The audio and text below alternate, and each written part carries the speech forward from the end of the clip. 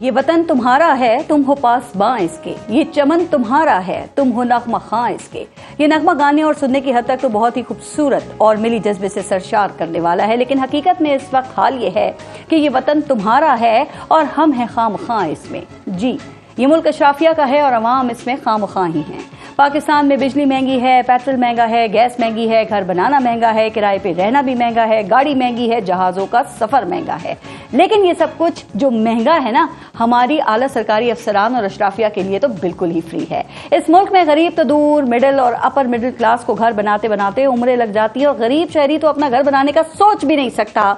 इस मुल्क के सूबे पंजाब में लाहौर के महंगे तरीन इलाके में सीनियर सरकारी अफसरान के लिए लग्जरी बंगलों की तामीर बड़ी तेजी से जारी है।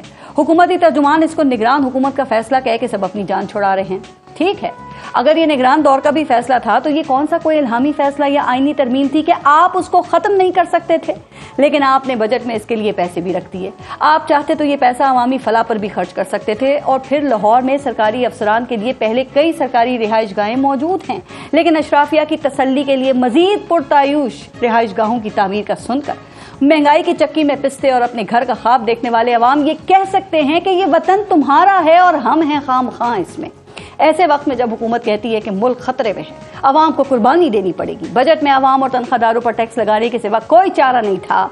IMF की शराइत पूरी करने के लिए बिजली की कीमतें बढ़ाना भी मजबूरी थी और पेट्रोल पर लेवी बढ़ाने की भी जरूरत थी, लेकिन सरकार ने अपने अखराजात में 25% इजाफा कर लिया। अरकान असेंबली के हवाई टिकट साल के लिए 20 से बढ़ाकर 30 कर दिए और अपने लिए सरकारी सफरी जो अलाउंस है उसमें भी इजाफा कर लिया। तो हुकूमती अशराफिया की ये मौजे देखकर उनको चुनने वाले अवाम ये कह सकते हैं कि ये वतन तुम्हारा है और हम हैं खामखां इसमें। जनाब, इस मुल्क में हाजिर सर्विस अफसरान की मराद का तो कोई शुमार ही नहीं है। रिटायर्ड जजेस, ब्यूरोक्रेट्स और जर्नैलों की माहाना पेंशन और मराद ही आम आदमी की 2 साल की कमाई से ज्यादा हो तो फिर सब ये नगमा गा सकते हैं कि ये वतन तुम्हारा है और हम हैं खामखां इसमें।